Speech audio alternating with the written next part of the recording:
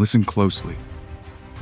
What you're about to watch is dangerous, not because of what it teaches you, but because once you understand it, you will never be able to unsee it. You'll notice it first in small moments, a setback that used to derail your whole day, a fear of time running out that used to keep you up at night, a comment from someone that used to live in your head for hours. One by one, that grip starts to loosen, because most of what people call staying strong is really just pushing feelings away and calling it peace. What we're doing today is different. We're going straight to the source, using ideas forged under conditions most of us can't imagine. 2,000 years ago, men carried this same fight. Marcus Aurelius, ruling an empire, wrestled with his own thoughts in private notebooks at night. Epictetus, born into slavery, found a freedom no chain could touch. Seneca stared down mortality itself and came out the other side calmer. They didn't get there through clever or motivational tricks that fade by Monday. They found something structural, a way of seeing that changes what has power over you at all. Here are 4 lessons. Each one builds on the last. Stay until the end, and something in how you carry yourself may not look the same. Let's get into it. If you're new here, you can subscribe to the channel. Thank you, and I hope you'll enjoy this video. It's past midnight in a war camp on the northern frontier of the Roman Empire. Inside, by a single flame, the most powerful man in the world is not planning his next battle. He's arguing with himself. Marcus Aurelius rules over more territory and wealth than almost any man in history, and yet the words he writes in his private notebook that night are a kind of quiet interrogation, reminders to himself not to be shaken by the people around him, not to let another man's pettiness become his own. He wasn't writing for us as he didn't know these pages would survive. He was simply trying one more time to win the only war that actually mattered to him, the one inside his own mind.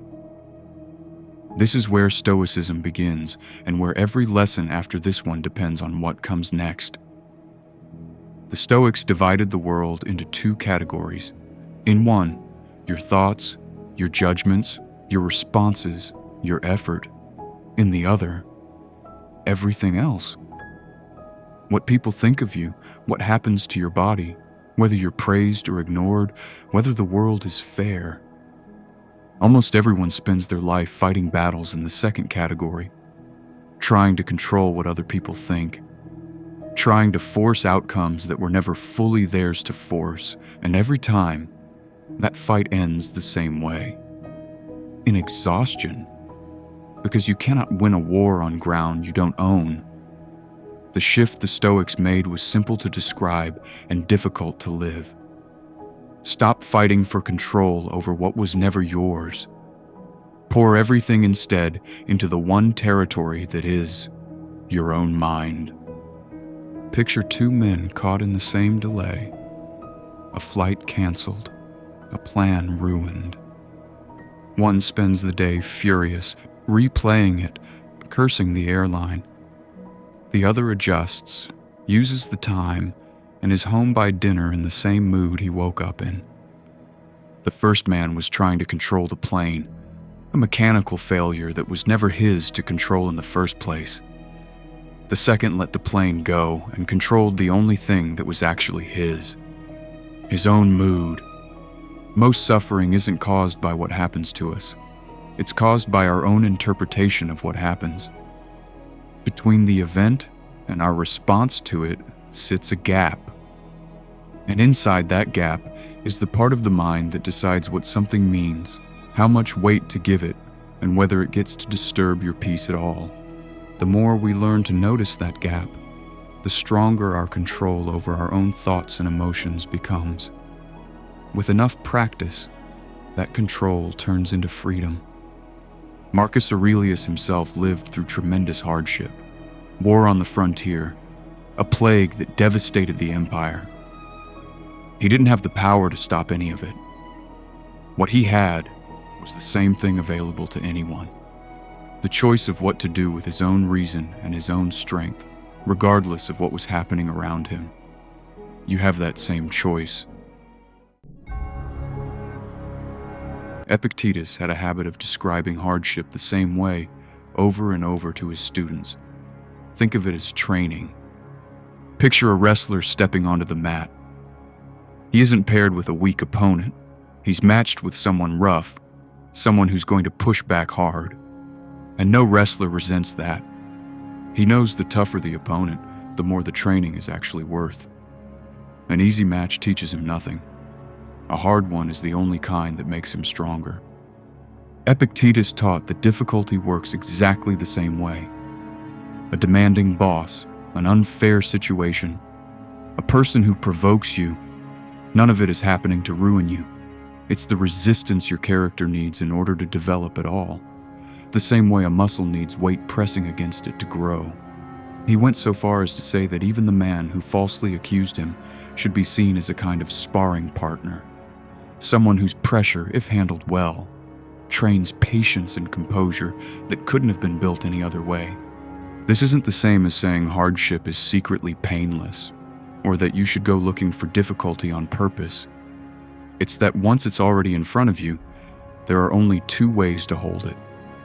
As an enemy trying to take something from you, or as training assigned to build something in you. The event doesn't change either way. What changes is whether you walk away from it weaker or stronger. A setback that once felt like it was only working against you starts to look different once you see it this way. Not lighter, necessarily. A hard sparring partner is still hard, but no longer wasted.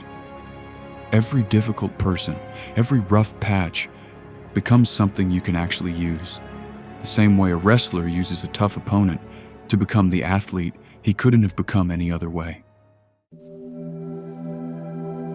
Seneca once wrote to a friend who was living exactly the way most people live, busy, constantly in motion, and somehow always waiting for real life to start. Waiting for retirement, waiting for the next promotion, waiting for some future version of himself who would finally have time to live the way he actually wanted to.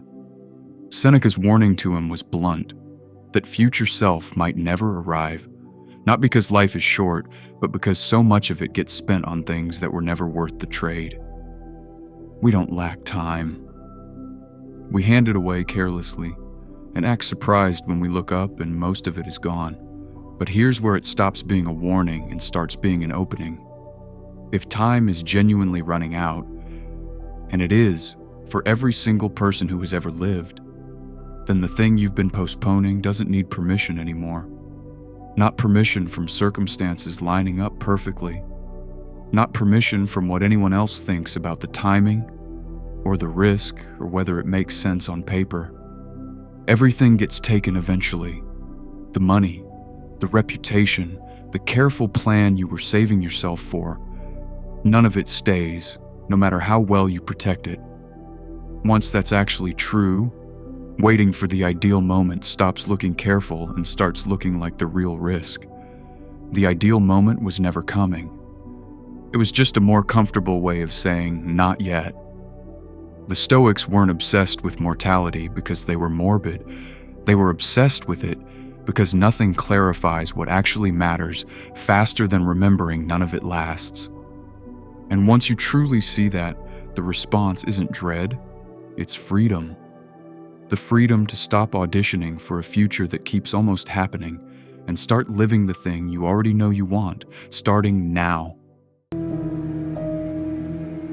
Before Epictetus taught anyone, he was a property, a slave in Rome, owned by a man with far more legal power than he had. Even after he gained his freedom and began teaching, he would have understood mockery better than almost anyone listening to him. Men with wealth, status, and comfortable lives had every reason to look down on a former slave standing in front of them, claiming to know something about freedom that they didn't. His response, as it's been passed down, wasn't to argue back or defend his reputation. It was something closer to indifference, not cold indifference, but a kind of clarity. Their opinion of him, he understood, said everything about them and nothing about him. It lived entirely in their minds, on ground he had no claim to and no need to fight for. This is one of the hardest lessons to actually live, because almost everyone is quietly auditioning for approval they've never asked for out loud. A comment from a stranger, a cold reaction from someone whose opinion shouldn't matter as much as it does. It lodges somewhere and replays for hours, sometimes days, a verdict we didn't ask for, delivered by someone who often forgot they said it minutes later. The Stoics would ask a simple question back. Does this person's opinion change anything true about who you actually are? Almost always the honest answer is no. What changed is only your awareness of their opinion. And awareness is something you're allowed to redirect. For example, if someone tells you you're bad at this, instead of stopping there, you can reframe it. From his perspective, I didn't meet his standard. I don't know if that's the whole truth. I'll keep doing my best anyway. That single shift is what sets you free from the fleeting, borrowed thoughts of other people, and leaves room for the only thing that actually belongs to you, your own mind. This doesn't mean becoming numb to other people either. It means being selective, reserving that weight for those who've actually earned the right to it, a coach or a parent who genuinely wants the best for you instead of handing it out by default to anyone who happens to speak. Keep practicing this, and you'll find that most of the pain you carry from other people was never really there to begin with. 4 lessons, but really, one idea seen from 4 angles. Master what's yours to control, and obstacles stop being able to derail you. Master what's yours to control, and the fear of wasted time turns into motivation instead of dread. Master what's yours to control, and other people's opinions lose the power they were never entitled to in the first place. None of this happened overnight for the men who taught it. Marcus Aurelius was still writing these same reminders to himself, decades into practicing them. Proof that this isn't a technique you master once, but a discipline you return to again and again for as long as you're alive to need it. You don't have to command an empire or survive slavery to use any of this. You just have to notice, the next time something tries to take your peace, that there's a gap between what happened and how you respond to it. And that gap is yours, always. That's the part that doesn't leave once you've truly seen it. Thank you for watching.